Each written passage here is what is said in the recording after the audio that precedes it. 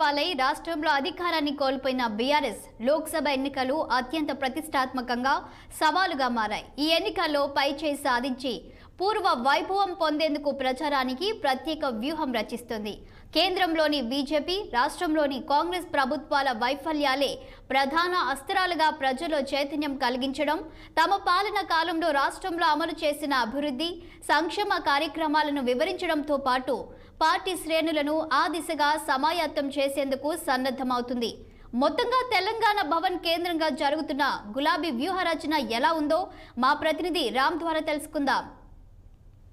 అన్ని సెంటర్లో ముఖ్యమంత్రి కేసీఆర్ క్షేత్రస్థాయిలో దిగేందుకు సిద్ధమయ్యారు.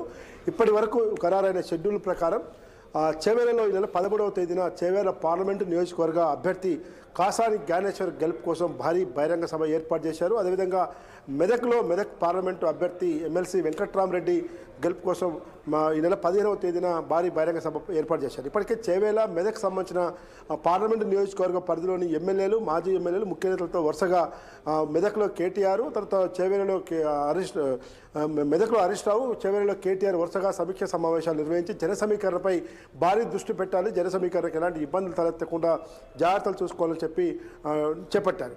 ఇప్పటికే అయితే కరీంనగర్ జిల్లాలో ఎస్ఆర్ఆర్ గ్రౌండ్లో ఎన్నికల శంఖారావాన్ని పూరించిన కేసీఆర్ ఆ తర్వాత కొన్ని సమస్యలపైన పంటలు ఎండిపోయిన ప్రాంతాలను పరిశీలించి రైతులకు అండగా ఉండేందుకు ఉమ్మడి నల్గొండ జిల్లా, ఉమ్మడి వరంగల్ జిల్లా, ఉమ్మడి కరీంనగర్ జిల్లాలో కూడా పర్యటించి రైతులకు బాసటగా నిలిచేందుకు కేసీఆర్ ప్రయత్నం చేశారు. ప్రభుత్వంపై ఒత్తిడి తెచ్చేందుకు కూడా ప్రయత్నం చేశారు. దాంతోపాటు అంతకుముందు కృష్ణా రివర్ బోర్డు యాజమాన్యానికి ప్రాజెక్టుల అప్పగింతపై నల్గొండలో భారీ బహిరంగ సభ ఏర్పాటు చేసి ప్రభుత్వ వైఖరి పట్ల నిరసన వ్యక్తం చేసిన కేసీఆర్ ఇప్పుడు పార్లమెంట్ ఎన్నికల్లో పార్టీ అభ్యర్థుల గెలుపు కోసం ప్రధాన దృష్టిని ఆకర్షించారు. అందులో భాగంగానే ఈ నెల 13వ తేదీన చేవేలలో పెట్టి భారీ బహిరంగ సభ, అదేవిధంగా 15వ తేదీన మెదక్లో భారీ బహిరంగ సభకు ప్రస్తుతం ఉన్న షెడ్యూల్ ప్రకారం డిసైడ్ అయింది. దాంతోపాటు మరికొన్ని ప్రాంతాల్లో కూడా భారీ బహిరంగ సభలు కాకుండా ప్రధానంగా రోడ్ షోలు ఎక్కువ స్థానాల్లో నిర్వహించాలి. ముఖ్యంగా కొన్ని పార్లమెంటు స్థానాలపైనే ప్రధాన దృష్టిని పెట్టే అవకాశం ఉంది. పెద్దపల్లి, కరీంనగర్,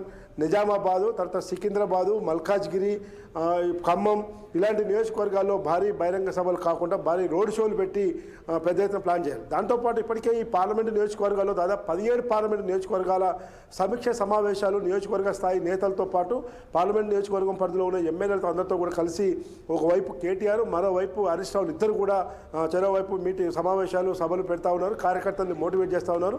100 రోజులు కాంగ్రెస్ పార్టీ అధికారంలోకి వచ్చినాక 100 రోజుల్లో 6 గ్యారంటీలు అమలు చేస్తామని చెప్పి ప్రజలు ఏ విధంగా మోసం చేసింది. బీఆర్ఎస్ ప్రభుత్వం అధికారం ఉన్నప్పుడు రైతులకు అందించిన సాగునీరు కానీ, అదేవిధంగా ప్రజలకు అందించిన తాగునీరు సమస్య విషయంలో, కరెంటు ఉచిత విద్యుత్ విషయంలో కూడా అనేక సమస్య పరిష్కారం కోసం బీఆర్ఎస్ ప్రభుత్వం హాయంలో కృషి చేశాం. కానీ కాంగ్రెస్ పార్టీ అధికారం రాగానే ఈరోజు కరెంటు పోయింది, నీళ్లు పోయాయి, పంటలు ఎండిపోతున్నాయి.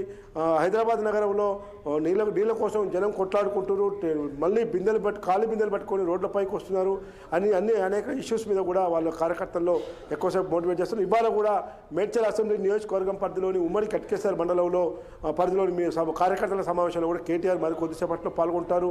మెదక్ పార్లమెంట్ నియోజకవర్గం పరిధిలోని పటాన్చెరు అసెంబ్లీ నియోజకవర్గంలో ఈరోజు ఉదయం ప్రచార రథాలను కూడా హరీష్ రావు ప్రారంభించారు. అయితే ఈ రాజకీయపరమైన పార్లమెంట్ ఎన్నికల ప్రచారం ఒకవైపు ఉంటే ఫోన్ టాపింగ్ వ్యవహారం ఈరోజు రాజకీయంగా పెద్ద దుమారం లేపుతా ఉంది. బీఆర్ఎస్ను వెంటాడుతుందని చెప్పి అనుకోవాలి. పోలీస్ అధికారులందరూ కూడా ఒకే సామాజిక వర్గానికి చెందిన వాళ్ళు వరుసగా రిమాండ్ అవ్వటం, కస్టడీకి తీసుకొని విచారణలో ఎదుర్కోవడం వంటి పరిణామాలు కూడా కొంత బీఆర్ఎస్కు ఇబ్బందికరమైన పరిస్థితులు ఉన్నప్పటికీ కూడా కేటీఆర్, హరీష్ రావు చెరోవైపు మొత్తం కూడా పార్టీ సభలు సమావేశాలు నిర్వహించి చేస్తూ ఉన్నారు. కేసీఆర్ మాత్రం కేవలం భారీ బహిరంగ సభలకు మాత్రమే హాజరై సభల్లో తమ బీఆర్ఎస్ పార్టీని ఎందుకు గెలిపించాలి, కేంద్రంలో బీజేపీ, రాష్ట్రంలో కాంగ్రెస్ పార్టీ ఉన్నా కూడా ఎలాంటి ప్రయోజనం లేకుండా ఈరోజు ప్రజలను మోసం చేస్తుంది. తెలంగాణ హక్కుల కోసం, తెలంగాణ వాదం కోసం ఖచ్చితంగా రేపు నిలబడాలంటే బీఆర్ఎస్ అభ్యర్థులు ఎక్కువ మంది గెలవాలని చెప్పి బహిరంగ సభలు తన ఉపన్యాసాల ద్వారా కార్యకర్తలను మోటివేట్ చేస్తుంది. ఇది వాల్టి political circle. Keep watching 6 TV. సామాన్యుడి ఆరో ప్రాణం.